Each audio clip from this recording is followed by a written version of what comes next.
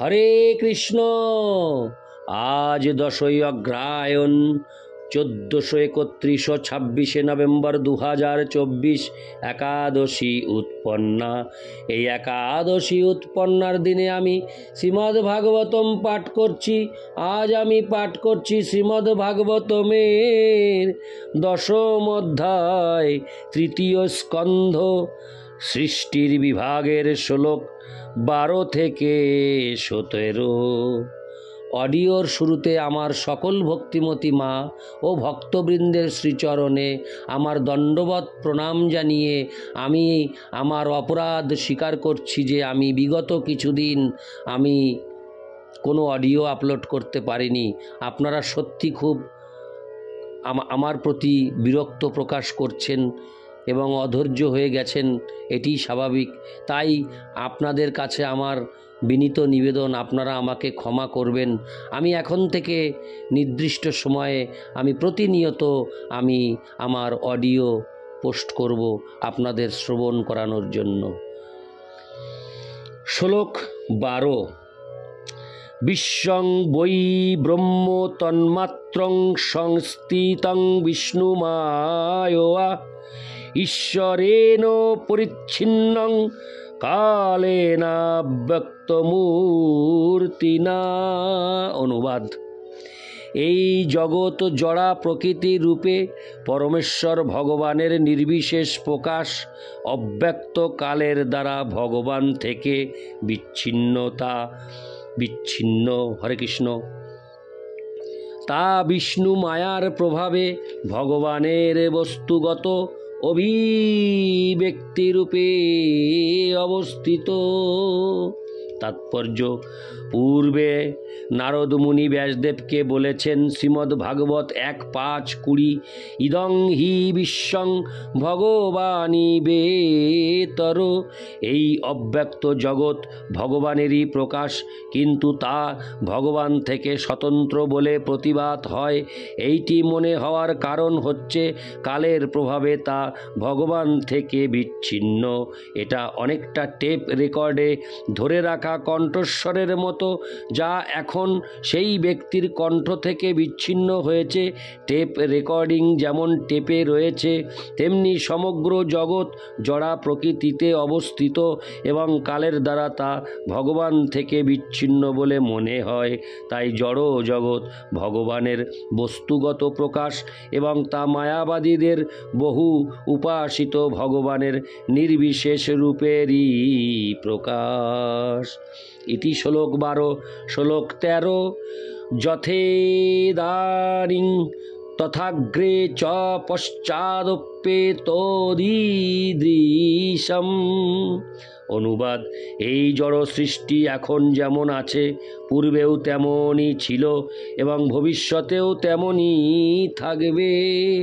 তাৎপর্য: জড় জগতে সৃষ্টি, স্থিতি এবং প্রলয়ের পুনরাবৃত্তির একটি সুসংবদ্ধ কার্যক্রম রয়েছে, যে সম্বন্ধে ভগবদ্ গীতায় 9:8 বলা হয়েছে। ভূত গ্রামমিমং কৃৎসন্নমবশং প্রকৃতের বশাৎ। এখন যেভাবে এর সৃষ্টি হয়েছে এবং পরে যেভাবে তার ধ্বংস হবে, তেমনি পূর্বেও তার অস্তিত্ব ছিল এবং ভবিষ্যতেও যথাসময়ে পুনরায় তার সৃষ্টি হবে, পালন হবে ও ধ্বংস হবে। তাই কালের সুসংবদ্ধ কার্যকলাপ নিত্য এবং তাকে কখনো মিথ্যা বলা যায় না। জড়জগতের প্রকাশ ক্ষণস্থায়ী এবং আনুষঙ্গিক, কিন্তু তা মিথ্যা নয়, যা মায়াবাদী দার্শনিকেরা দাবি করে থাকে। ইতি শ্লোক 13। শ্লোক 14। স্বর্গো নববিদস্তু প্রত্যস্য প্রাকৃত বৈকৃতস্তুজ কালদ্রব্য গুণৈরস্য ত্রিবিধ প্রতিসংক্রম। অনুবাদ: গুণের পারস্পরিক ক্রিয়ার ফলে স্বাভাবিকভাবে যে সৃষ্টি হয়, এছাড়া আরও 9টি বিভিন্ন প্রকার সৃষ্টি রয়েছে: শাশ্বতকাল, জড় উপাদান এবং কোনো ব্যক্তির গুণগত কর্মের ফলে 3 প্রকার প্রলয়ে হরে কৃষ্ণ প্রলয় রয়েছে। তাৎপর্য: ভগবানের পরম ইচ্ছার প্রভাবে নির্ধারিতভাবে সৃষ্টি এবং লয় হয়। ভৌতিক তত্ত্বের ক্রিয়া প্রতিক্রিয়ার ফলে অন্যরকম সৃষ্টিও হয়, যা সম্পাদিত হয় ব্রহ্মার মনীষার দ্বারা। পরে তা বিশেষভাবে বিশ্লেষণ করা হবে। এখন কেবল প্রাথমিক তথ্য প্রদান করা হচ্ছে। 3 প্রকার লয় হচ্ছে: নির্ধারিত সময়ে সমগ্র ব্রহ্মাণ্ডের বিনাশ, অনন্ত দেবের মুখনিসৃত অগ্নিজনিত প্রলয়, ব্যক্তিগত গুণাত্মক ক্রিয়া প্রতিক্রিয়ার ফলে মৃত্যু। ইতি শ্লোক 14। শ্লোক 15। আদ্যস্তু মহত স্বর্গ গুণ বৈষম্যমাত্মন দ্বিতীয়স্তোহম যত্র দ্রব্যজ্ঞান ক্রিয় দয়। অনুবাদ: 9 প্রকার সৃষ্টির প্রথমটি হচ্ছে মহৎ তত্ত্ব বা সমগ্র জড় উপাদানজনিত সৃষ্টি, যাতে পরমেশ্বর ভগবানের উপস্থিতির ফলে প্রকৃতির গুণগুলি পরস্পরের সঙ্গে ক্রিয়া করে। দ্বিতীয় সৃষ্টিতে অহংকারের উদ্ভব হয়, যাতে জড় উপাদান সমূহ ভৌতিক জ্ঞান এবং প্রাকৃত কর্মের উদয় হয়। তাৎপর্য: জড় সৃষ্টির জন্য পরমেশ্বর ভগবান থেকে প্রথমে যার উদ্ভব হয়, তাকে বলা হয় মহৎ তত্ত্ব। জড়া প্রকৃতির গুণের পারস্পরিক ক্রিয়ার ফলে অহংকারের উদ্ভব হয়, যার ফলে জীব মনে করে সে জড় উপাদান থেকে সৃষ্ট হয়েছে। এই অহংকারের ফলে জীব তার দেহ এবং মনকে তার আত্মা বলে মনে করে। মহত্তত্ত্বের সৃষ্টির পর সৃষ্টির দ্বিতীয় পর্যায়ে জড় উপাদান সমূহ ভৌতিক জ্ঞান এবং জড়জাগতিক কর্মের উদ্ভব হয়। জ্ঞান বলতে জ্ঞানের উৎস স্বরূপ ইন্দ্রিয় সমূহ এবং তাদের নিয়ন্ত্রণকারী দেবতাদের বুঝায়।